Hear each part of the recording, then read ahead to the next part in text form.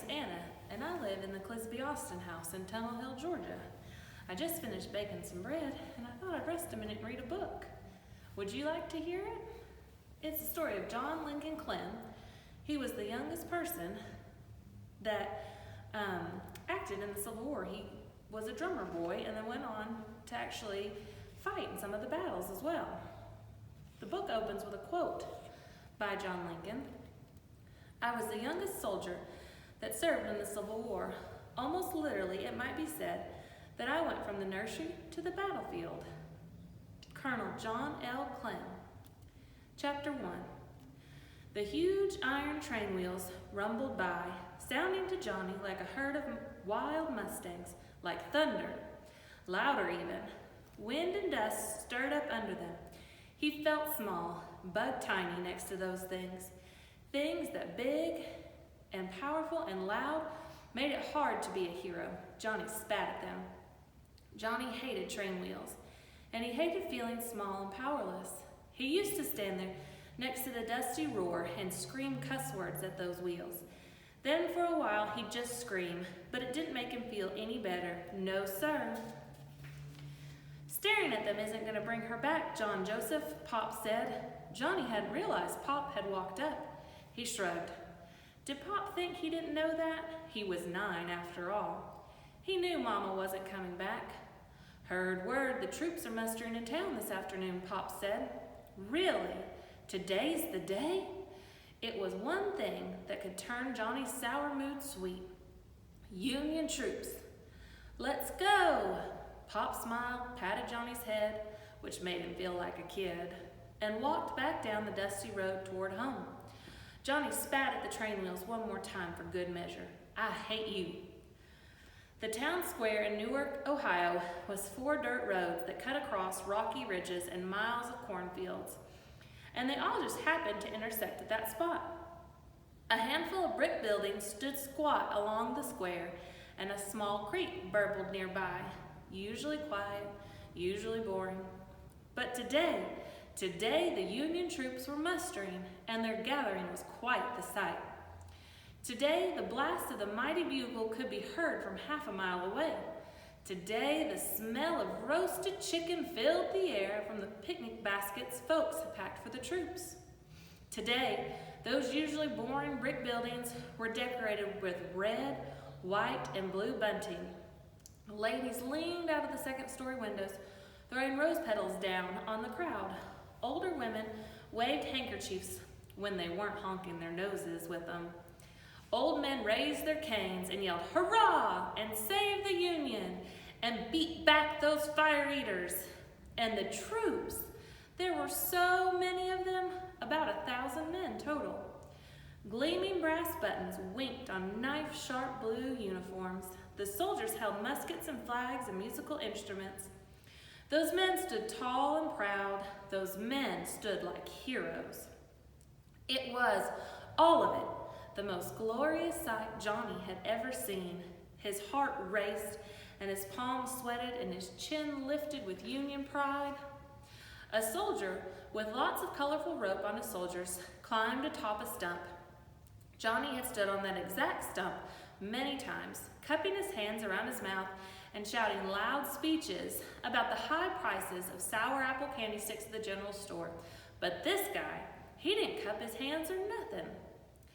Then a drum started beating low and slow, quiet at first, underneath the noise of crying mamas and guffawing men. The crowd almost didn't even notice it, like a heartbeat. Tap, tap, tap. But it grew louder, louder, swelling and rising with each beat until it was bouncing and echoing off the buildings. Boom, boom, boom. People grew silent as the beat of the drum rumbled through their chests. And then it stopped. When the drum beat silenced, Johnny felt like someone had ripped his heart clean out. The whole crowd held its breath and waited to be told to exhale, because the drum had taken over. The drum did that. For the first time ever, that drum made Johnny feel like he was a part of something big. "Ladies and gentlemen," the fancy fellow on the stump said. He said things. He didn't yell them. That struck Johnny as important. He decided to weave through the crowd to get closer to this importance. Johnny bumped against the waist of adults wearing belt buckles and leather gun holsters and dress ribbons until he was just below the important fellow. Ladies and gentlemen, the United States are no longer united. We are a nation ripped apart at the seams. And for what reason? Because of those greedy rebels and their slaves, someone yelled from the back of the crowd. Slavery, yes, the man on the stump stated. This guy oozed calm.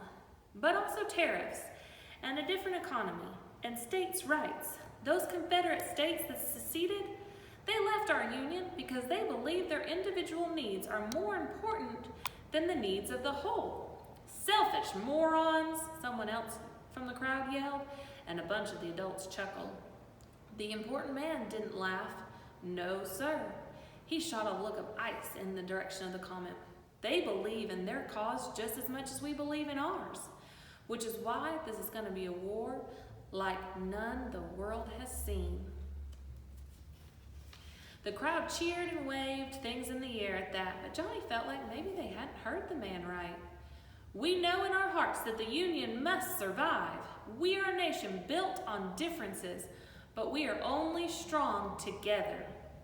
Another cheer from the crowd, and this time Johnny cheered too.